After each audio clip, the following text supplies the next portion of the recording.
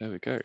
Hi, everyone. So yeah, welcome to the Statistical Methods for Health Equity webinar series.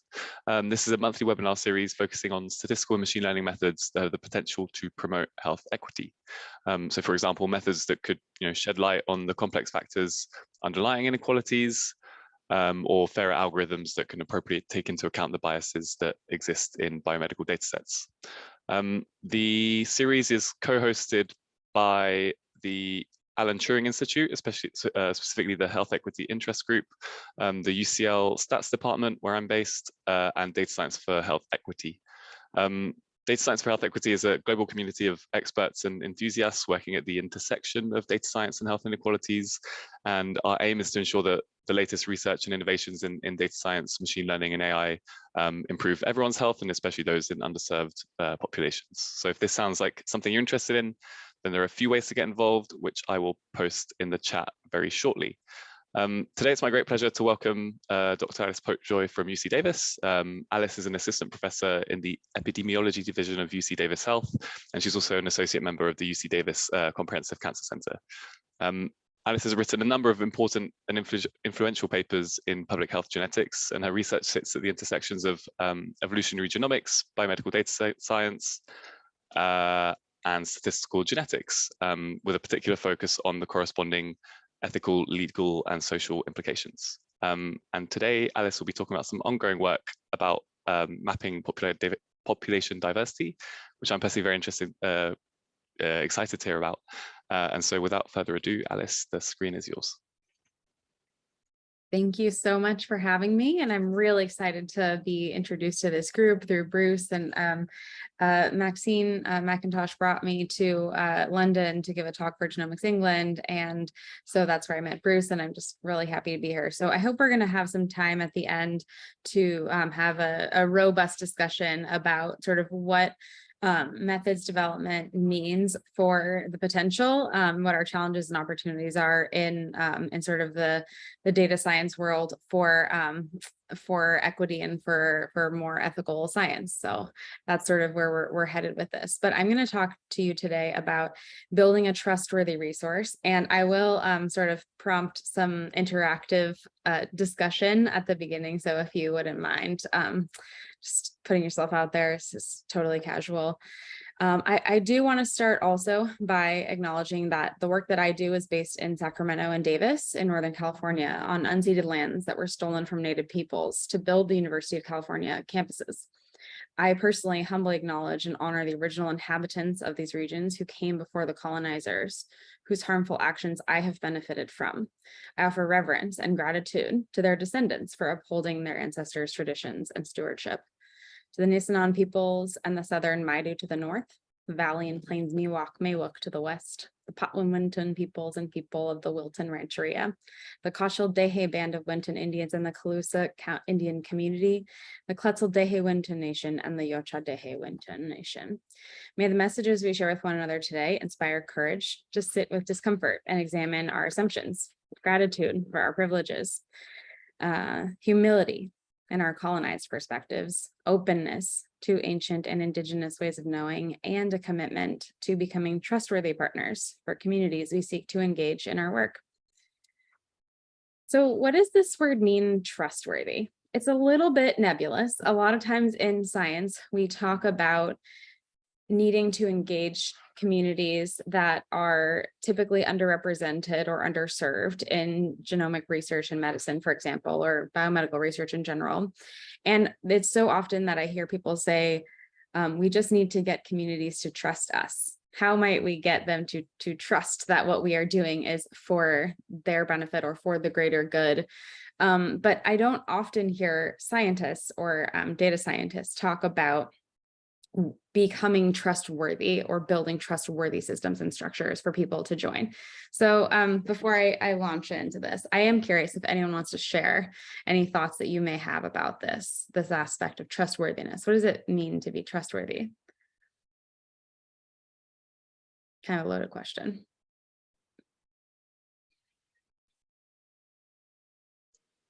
So I'll try and kick things off. I don't really have an answer. So I don't think there is a right answer. It's really just what you think. Yeah. I suppose to some extent it's making sure that, you know, if we are doing research that involves a community, that we're doing it for the community and not kind of for our own advancement. And so being able to kind of communicate that and ensure that the community can see the benefits of the research that's being undertaken.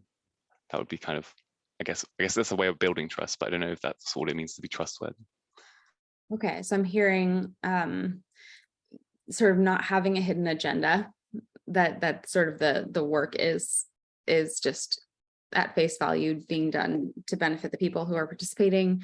And then also, oh dear, there was at the end, there was another theme there, that there's no hidden agenda and that it will provide some benefit in theory, right? Yeah. Someone put in the chat, constantly being transparent and open of our motives and work. Okay, so nothing, and again, there's this like idea of openness and transparency. Anything else?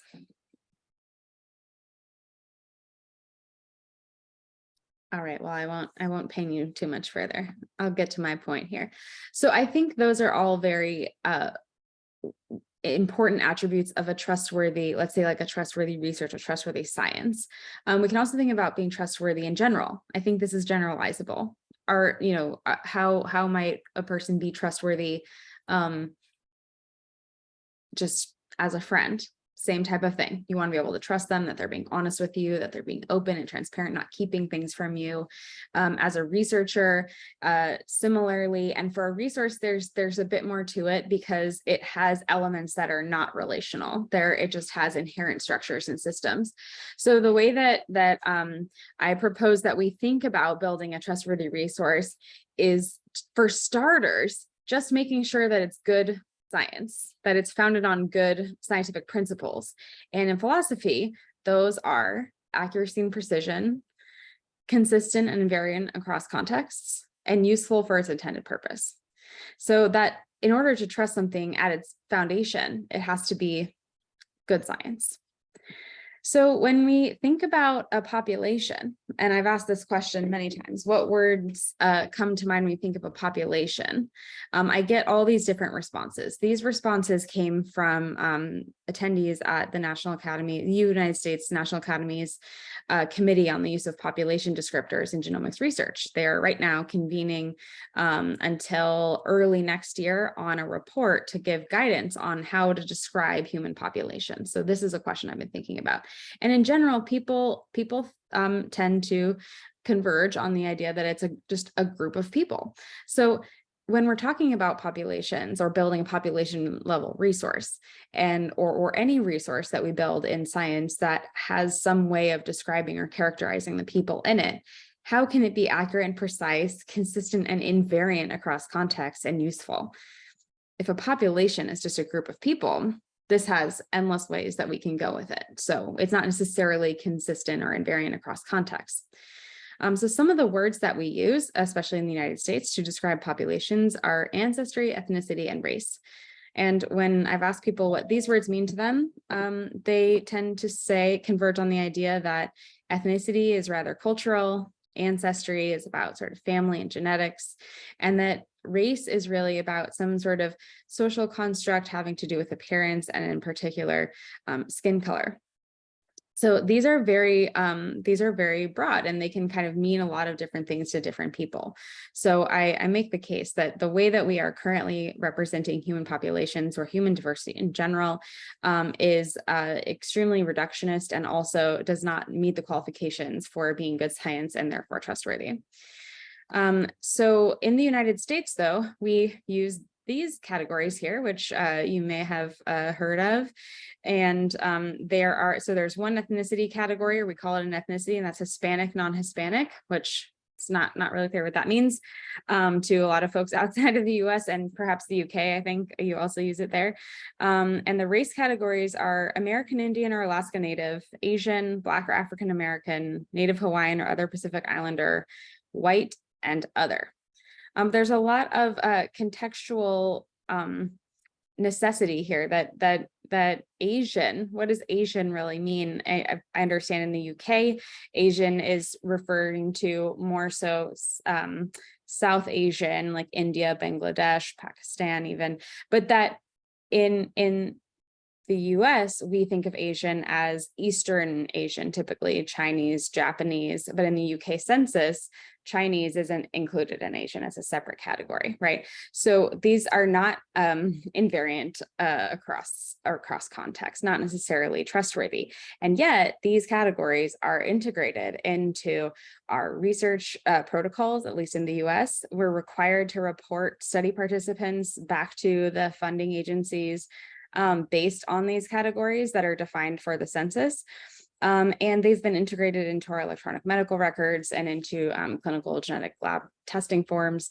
So we really have a difficult problem here, where we have a sort of not trustworthy, not precise, accurate, invariant across context, consistent, and potentially arguably even useful for its intended purpose framework that we use in almost every aspect of human research, and when we describe sort of summary statistics of who's in our studies.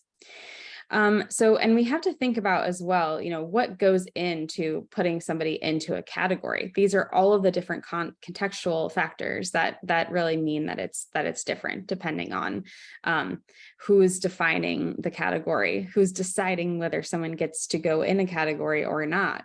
What's the context in which somebody is being asked, if they're even being asked, and how are the data collected? What's the data structure and the framework? So just one concrete example to really drive this home if folks are thinking about this, but it's a little bit confronting when something that we take for granted as so fundamental, just basic as a summary table, let's say in a paper, an example to really drive home why this is so potentially problematic. So the word Hispanic. Okay, understanding Hispanic across different contexts has all of these different layers to it. We've got a time element, we've got place, person, and purpose. So over time, the categories in the US Census have not included this category until 1980. And before that, you can see these variations of the different categories that were even available at all in the census.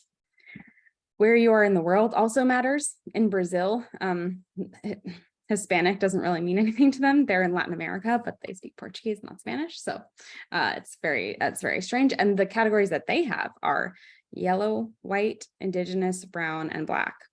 So to an American, these categories sound very concerning and problematic, but I'm sure the US categories are similarly problematic and weird to other people. In Mexico, which very much in the US we consider Hispanic, there are no categories. There's just one unified sort of Mexican national identity. And then in Argentina, you have this acknowledgement that everybody's kind of mixed, but there's still a single unified identity. And then how someone might answer a question on sort of who they are or whether or not they're Hispanic, it may depend on the context or the purpose of why they're being asked. So if it's to enroll in a study or to apply for a job or in a clinical setting, the answer to that question, Hispanic, not Hispanic, might change depending on what the person's motivation is for indicating who they are, so to speak.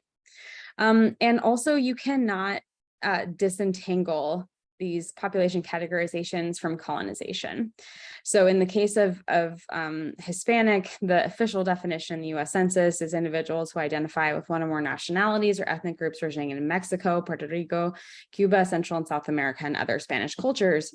But that's pretty broad, and who is considered to be a Spanish culture depends on the time that you're looking at. So at different points in time in colonialist history, different European countries have been sort of the occupying, colonizing force in that region, and so therefore, who's considered even in a particular geopolitical designation changes over time as well.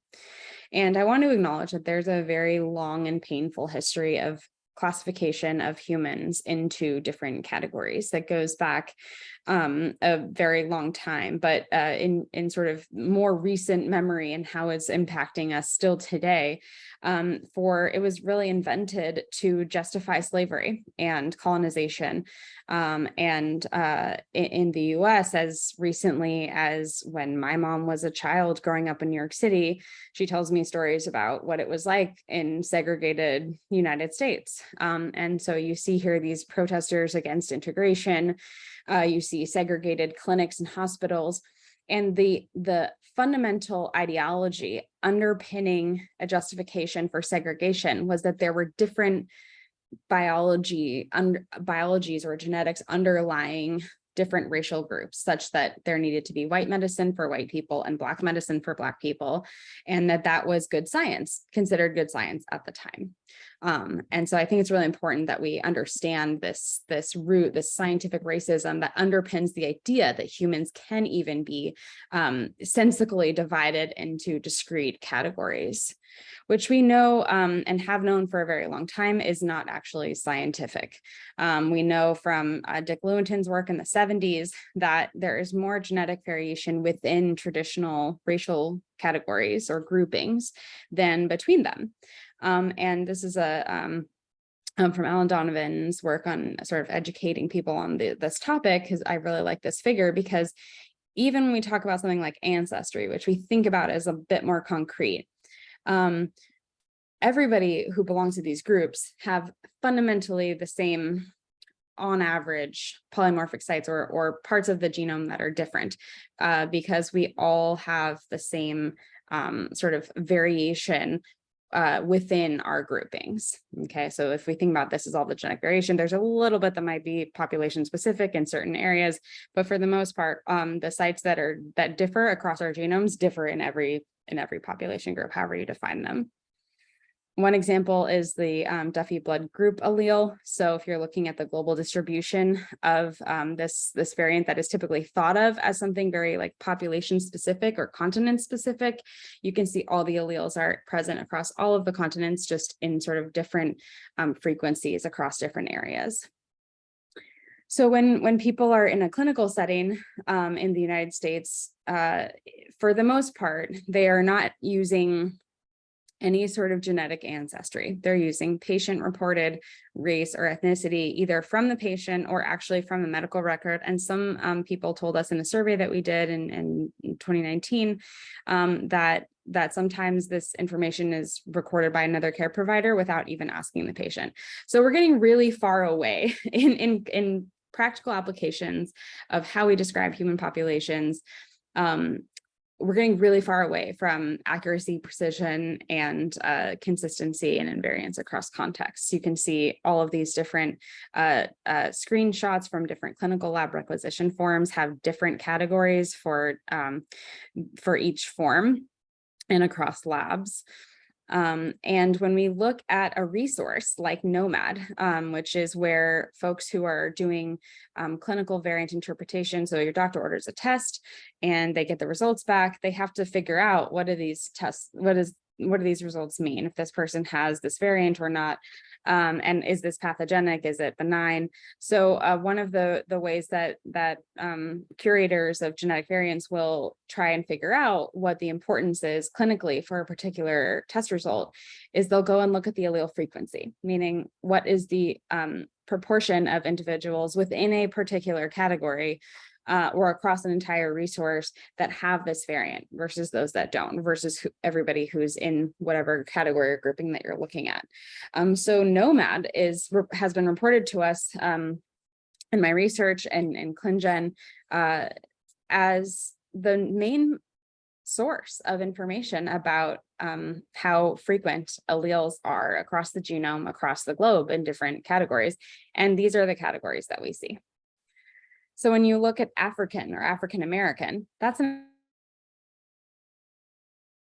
descendants of people who were stolen from the continent of Africa and enslaved in other parts of the world, and now have this sort of African diaspora. That's a lot of people with a lot of different mixtures of ancestries in one category. How can you really trust a frequency in that grouping, or Latino or admixed American. These are very broad, I would argue, not trustworthy categories. And yet what we are using in clinical genetics practice is a frequency derived from denominators based on these categories. So we've got a big problem. Same thing in the UK Biobank. If you are looking at who is in the UK Biobank, which is a very popular resource for those of you who do genomics, for as a reference and to do genome-wide association studies to learn about the relationships between genetic variants and traits. So when you have a resource like this, and the numbers of individuals who are in each category are presented in this way as a sort of a table, summary table. And of course, you have a lot of definitional and contextual meaning that is very fluid and mixed across the different categories that you see. The impression that it gives is what? When you look at this, what is any impressions? I'm gonna pause for a minute, see if anyone has anything to share. Like, what do you take away from this? Or what impression do you get from the summary table? Or does it just seem totally normal and you're like, what are you even asking me?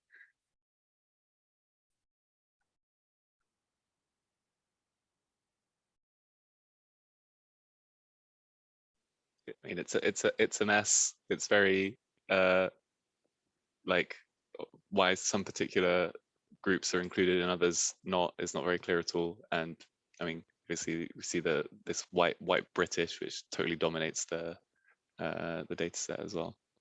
Avinash says not scientific in the chat, which is probably a better summary of it. Okay, yeah, so not scientific, unclear why the categories that are there. I still can't, I scratch my brain. I'm like, Asian doesn't mean anything. It's more than half the world's population. But if you're going to say Asian, why isn't Chinese in there? It's probably like a political decision somehow. And also Brucey said that, that white British is the, an order of magnitude greater in terms of who's included in the resource. So there's imbalance and not equal or equitable representation. Also, I'm interested in this sort of this mixed category that you can be any other background. You can be mixed with any background, and there's about 1,000 of those people. But anyone who wants to be named as having both of their identities actually represented in a category description, you have to be white. White has to be one of them as a condition, right? Like you can be white and something else, but if you're something else and something else together, like that'll just go, that's just too complicated, right? So there's this frame of like a default that says that white is the default, and that is really the fundamental cornerstone of colonization, of slavery, of exploitation, really inspired by this notion of white supremacy, that could be the default and everything else is just an other. So I think that is deeply baked into our systems and structures in science. And this idea of a table, a summary table, that necessitates that people who are in each row do not identify with any of the other rows, lest they be put in a sort of catch-all 2 or more or other category. So this has been really motivating my research for some time, this sort of brain breaking question of what do we do when we have this gnarly problem of describing populations and representing diversity, but then the categories that we use and even just the simple data structures like a summary table don't enable us to actually represent diversity in a way that it exists. So there have been many efforts. There's been an ontology developed for the GWAS catalog, or the catalog of genome-wide association studies that represent the associations that have been found between genetic variants and traits. It again sort of mixes a lot of different things like continents and ethnicities and cultures. So it's better than nothing, but I don't think that it's necessarily satisfactory. I participated in a group who was sort of trying to do this for representing populations in pharmacogenetics research using principal component analysis, and they found these different groupings. But then there were two additional groupings that they found using the using principal component analysis that were sort of these like admixed groups, like African American and Hispanic Latino. Didn't really know what to do with those groupings, so they didn't really get to be represented here, and that's the problem. And so I want to just pick apart PCA real quick, because I think it's very commonly used, not just in population genetics, but as a dimensionality reduction tool, and that might be useful. But as far as accuracy or consistency and invariant across contexts, I'd say rather not. But my example here is of a famous paper from 2008 by John Novembre, and everyone got real excited about this because they said, look, we can sample individuals from different parts of Europe, label them on our PCA plots with a designation of where they were sampled. And we've actually recapitulated the geography of Europe using genotype data, which this is great. Now we don't need to use race ethnicity.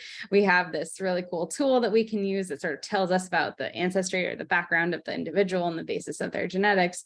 And now we can do this everywhere, and we can kind of like map the whole globe using genotype data. But the problem with that, there are many problems with that, not the least of which is that the reason why this works for Europe is because European populations migrated south to north and east to west across the continent, such that the clines or the gradation of allele frequencies across geography somewhat align with latitude and longitude. So I just sort of got lucky there that this kind of works. And a lot of folks don't know this, but for years after that paper came out and sort of got everyone on this PCA frenzy for ancestry and for population structure, John Novembre has been working diligently to get people to understand the limitations of this. And he's sort of, I think, mortified at how it's taken off. So what he wanted to tell people is that in order to get this signal of geography, they had to use 100,000 loci, and that these types of methods like PCA or admixture do a really poor job of conveying the absolute levels of differentiation. That means there isn't a whole lot of actual differences between these groups. It takes a lot of loci to get this, and even if we can observe these clusters, that it can give this misleading impression that there's some deep differentiation between them, even when the signal comes from very subtle frequency differences at a very large number of genetic locations. So he talks about also how direct-to-consumer ancestry tests can sort of have contributed to this idea that there are these huge differences between continents in terms of ancestry, or that most genetic variants must be, derived from a specific location, and that's the only place where that exists, but it's nowhere else. Or that two individuals might be mistakenly considered to be from different parts of the world as an indication that they actually are different because of some major genetic differences between the continents. But all of that is completely untrue. Obviously, we all have, if you go back about 200,000 years, all of modern humans were in the continent of Africa. So we all have African ancestry at a certain time scale. So all of this is relative, and it's not an absolute. Okay, so if we come back to accuracy and precision, even when we're doing the thing that is sort of like the most cutting edge way of stratifying populations using something like a PCA, it's not necessarily accurate or precise if what we're after is to truly understand population structure. It's not consistent or invariant across contexts because PCA results definitely matter, definitely differ depending on the reference panel that you're using, et cetera. Useful for its intended purpose, maybe, although I would argue if it's giving us false notions of how populations are structured, then perhaps it's the opposite of useful. But I want us to also consider elements of a trustworthy resource beyond just the good science piece, so that we go a little bit further, because when I'm thinking and I'm getting there to the methods I've been working on to help potentially solve this problem, we also had to think about being respectful and mutually beneficial with people who are going to be giving their data to a resource, and that it's just and equitable. So why am I talking about this? Well, I started by talking about the stolen lands that my home sits on, that University of California was built on in Northern California. And just to give you a sense of the scale of the harm that's been done and the erasure of identities over the years, these are the groupings that were seen pre-colonization in California. So there were over 300,000 people from over 200 different tribes with different communities within those tribes. And each community, even within a group, had their own dialect, and many people spoke many different languages to be able to communicate and barter across borders. So what if we were to define populations according to this map of native or indigenous territories and languages? So there's this native land digital resource that actually divides up the entire world according to languages or indigenous territories. And if we were to sample or to describe populations based on this information, we would have a lot of information about the United States, because that's probably where this effort was initiated. But we wouldn't know much about most of Europe, right? Because that hasn't been filled in. So again, even when we're doing something that's respectful and that actually might tell us something really interesting about a certain group that has traditionally been marginalized in this space, we still are going to be missing information from certain parts of the world because we don't have complete information. So it's always important to consider, like, what are the things that we're missing, and even as we come up with a different solution, what other problems might be introduced because of that. And the motivation for this is specifically for thinking about indigenous communities in the United States and globally, is that there's been real harm, not just in terms of, erasure and displacement and genocide, but also of recent harms in the research space. So there was a lawsuit in Arizona because a researcher who in good faith built a trusting relationship with the community, collected blood and data from the tribe, the Havasupai tribe, and promised them research on the issues that they cared about, like heart disease and diabetes. But those data were then shared with other researchers who then went on to look at ancestry using these types of clustering methods and migration patterns, and sort of telling a story based on their data and their models, which we sort of looked at are not perfect, to write over the cultural origin story of the people, that they came from the land up out of the Grand Canyon, that they're the stewards of this majestic place that people come from all over the world to see, to say, no, actually we looked at their genotype data and they're just these Asians that originally came from Africa. That's very disrespectful and harmful culturally to that community.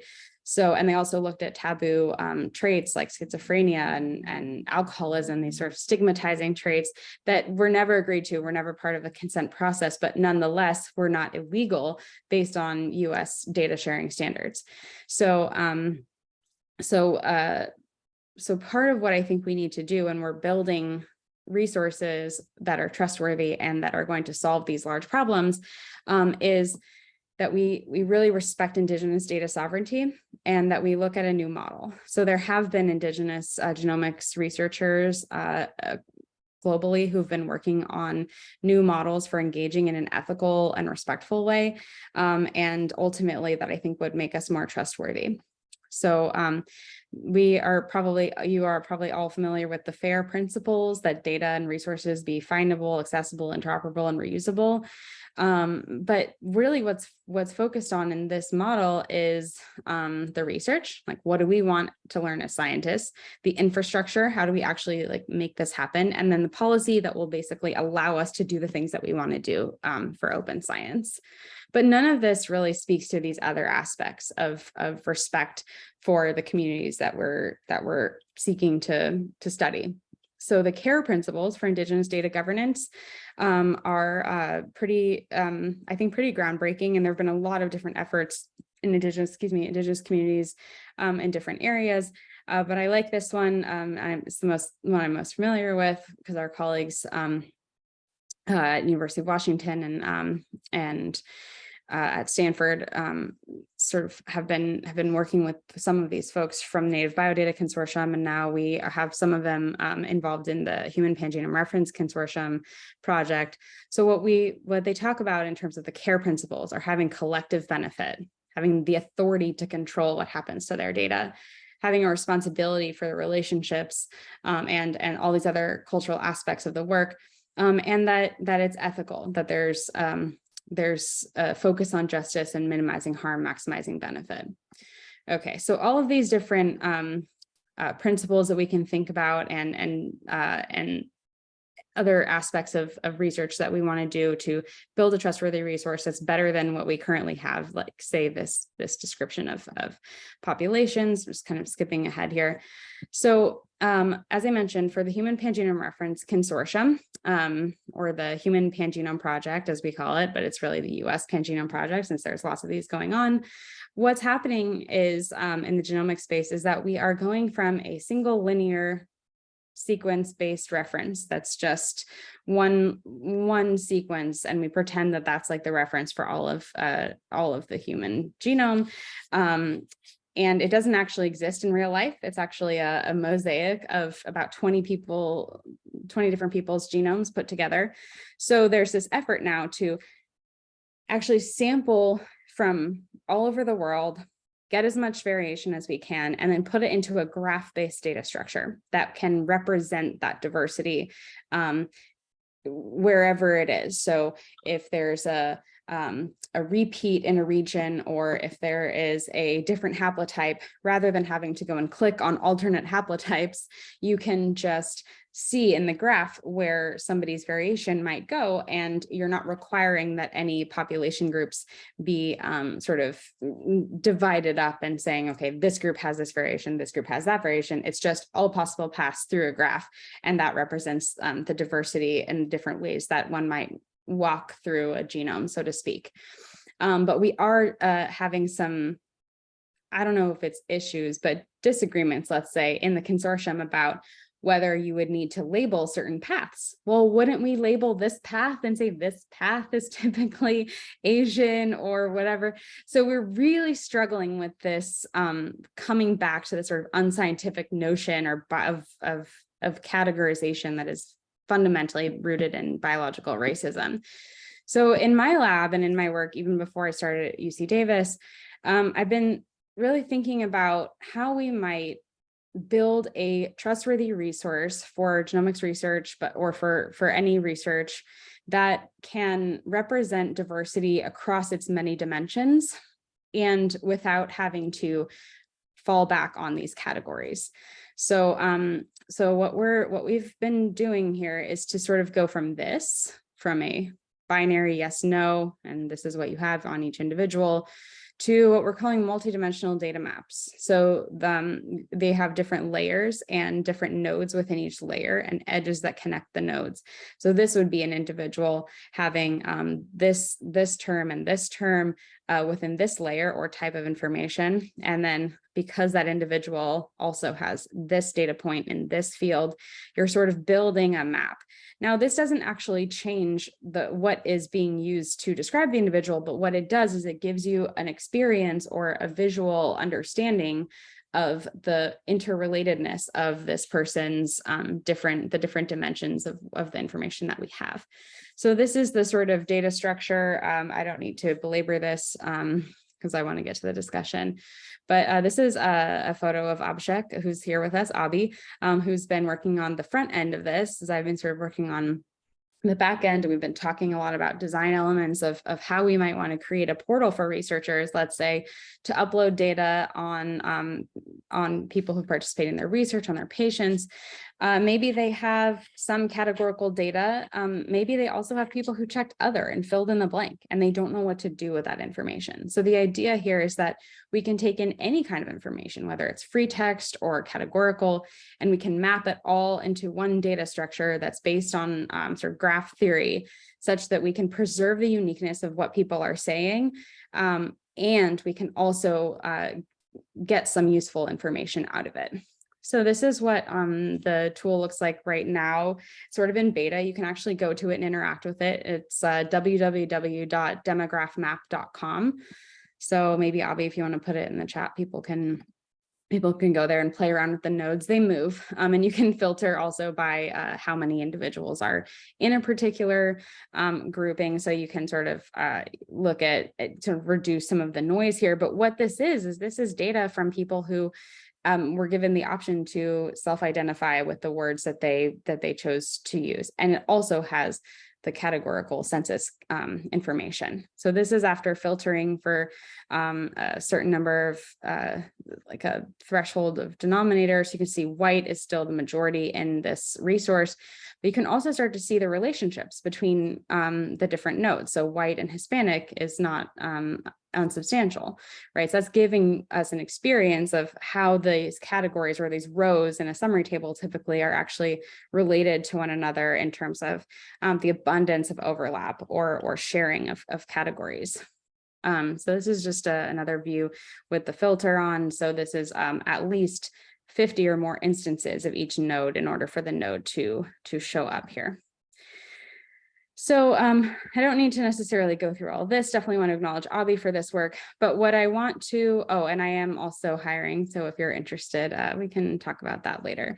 And I've got references here. Happy to share the slides. But I want to just stop all of that now. And since we only have 15 minutes left, sorry about that. I did want to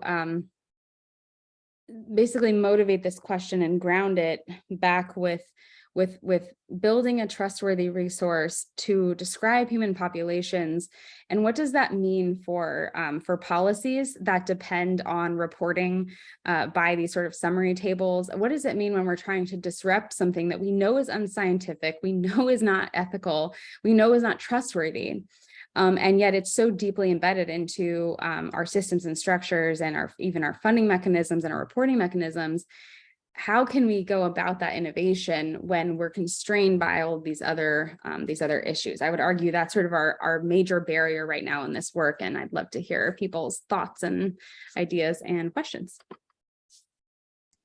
Amazing, thank you so much. I'm going to stop recording so that people can speak freely.